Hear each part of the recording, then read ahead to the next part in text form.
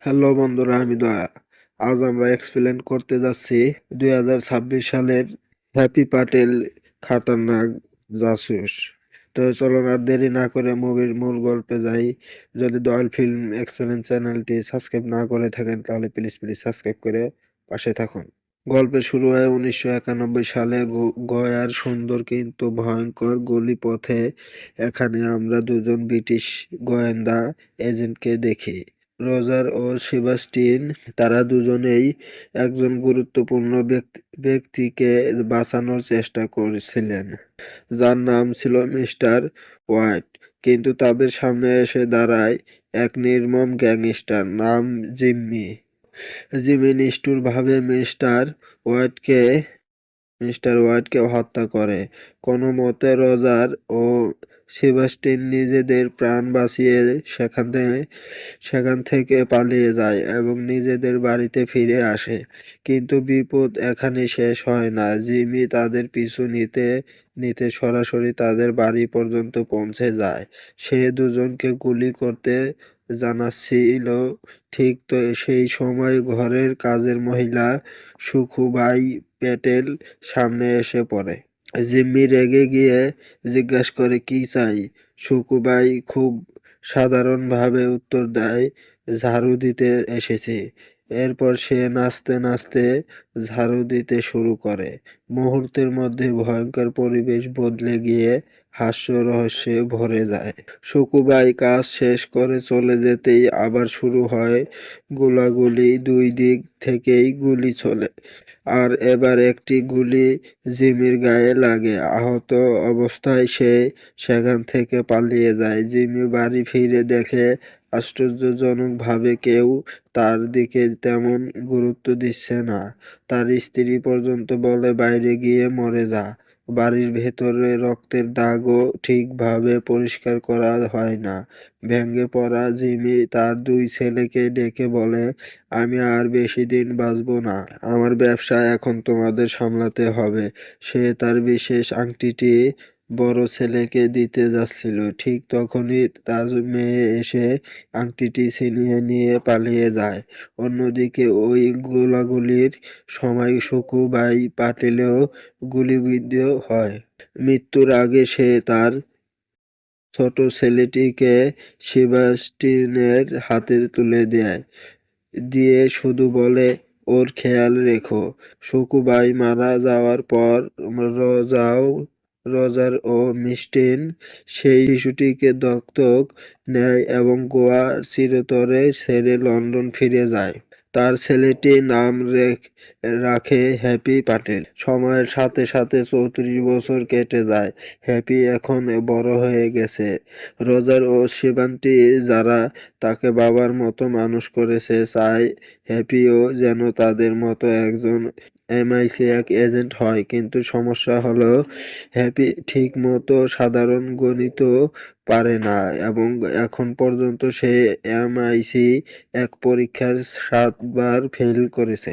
তবুও তার দুই বাবা কখনো তার ওপর রাগ করে না। তারা সব সময় তাকে ভালোবাসা দেয়, সাহস যোগায় এবং বোঝায় যে সে তাদের জন্য খুবই বিশেষ।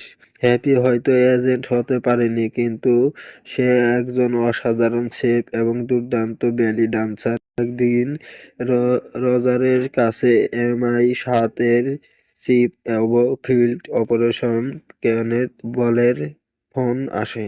সে বলে ভারতে একটা কাজ আছে, চাইলে হ্যাপিকেও এই মিশনে পাঠানো যেতে পারে। এই কথা শুনে রজার ও সেবাস্টিন সরাসরি না করে দেয়। তারা চায় না হ্যাপি তাদের থেকে দূরে যাক, কিন্তু হ্যাপি লুকিয়ে সব শুনে ফেলে এবং জীবনের প্রথমবার নিজে সিদ্ধান্ত নেয়। সে কেনেথ মলকে ফোন করে বলে, আমি এই মিশনের জন্য প্রস্তুত। এরপর হ্যাপিকে বিশেষ ট্রেনিং দেওয়া হয় এবং মিশনের আসল সত্য জানানো হয়। তাকে বলা হয় 1947 সালে ব্রিটিশরা ভারত ছাড়ার সময় ব্রিটেনের জিডিপির 77% আসত ভারত থেকে।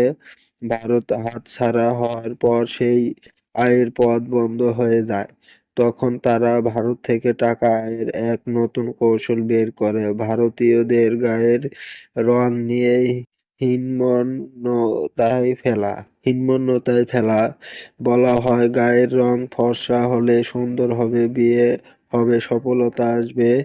এই উদ্দেশ্যে বিজ্ঞানী বেটিস ফেফার বামকে ভারতে পাঠানো হয় যাতে সে ফর্সা করার বিশেষ ফর্মুলা বানাতে পারে, কিন্তু গোয়ার পাঞ্জর এলাকায় তাকে হঠাৎ অপহরণ করা হয়। এখন হ্যাপির মিশন হলো বেটিসকে খুঁজে নিরাপদে ফিরিয়ে আনা। এখানে গল্পের আসে বড় মোড়। দেখা যায় বেটিস এক গ্যাংস্টারের কবজায় আছে যার নাম মামা। এই মামা আসলে জিম্মির মেয়ে, যে নিজের দুই ভাইকে মেরে পুরো ব্যবসা দখল নিয়েছে এবং একটি বিউটি ব্র্যান্ড লঞ্চ করতে চায়। সেই কারণেই সে বিজ্ঞানীকে অপহরণ করেছে। হ্যাপি গোয়ার পিছনে MI6 এর লোকাল অর্ডিনেটর গীতের সঙ্গে দেখা করে। গীত একটি রেস্টুরেন্ট চালায়। সে হ্যাপিকে রক্সির সঙ্গে পাঠায়। রক্সি একজন বুদ্ধিমান কম্পিউটার এক্সপার্ট। তারা পাঞ্জর এলাকায় যায়। সেখানে হ্যাপি দেখে মানুষ লাইনে দাঁড়িয়ে একটি বাক্সে টাকা দিচ্ছে। রক্সি জানায় এটা মামার হাপ্তা। মামার নাম শুনতেই সবাই ভয়ে চুপ করে যায়। এরপর হ্যাপি নিজের ভাঙাচোরা বাড়ি ঠিক করে নেয়। বাইরে এক মেয়েকে নাচতে দেখে, তার নাম রূপা।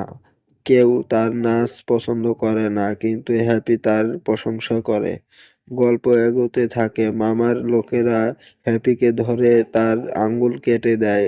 পরে বিদ্যুৎ বন্ধ হওয়ার পর তারা পালাতে সক্ষম হয়। শেষে তিনজন নারী গুপ্তচর এসে মামাকে ধরতে সাহায্য করে। বিজ্ঞানীকে উদ্ধার করা হয়। মামা ভিডিও বানিয়ে হ্যাপিকে ব্রিটিশ গুপ্তচর হিসেবে প্রকাশ করে দেয়। তবুও হ্যাপি আবেগঘন বক্তব্যে মানুষ তার পাশে দাঁড়ায়।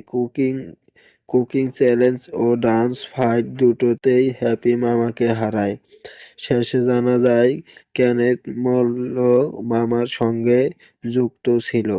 তাকেও গ্রেপ্তার করা হয়। হ্যাপি ও রূপা একসাথে থাকতে শুরু করে।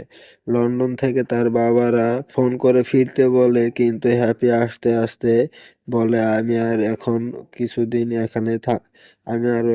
কিছুদিন এখানে থাকতে চাই। এইভাবে গল্প সমাপ্তি হয়। তো বন্ধুরা, হ্যাপি পাটেল খাতারনাক জাসুস এই সিনেমা এক্সপ্লেনটি আপনাদের কেমন লাগলো? যদি ভালো লেগে থাকে ভিডিওতে একটি লাইক দিয়ে এবং একটি শেয়ার করে দয়াল ফিল্ম এক্সপ্লেনের সাথেই থাকুন।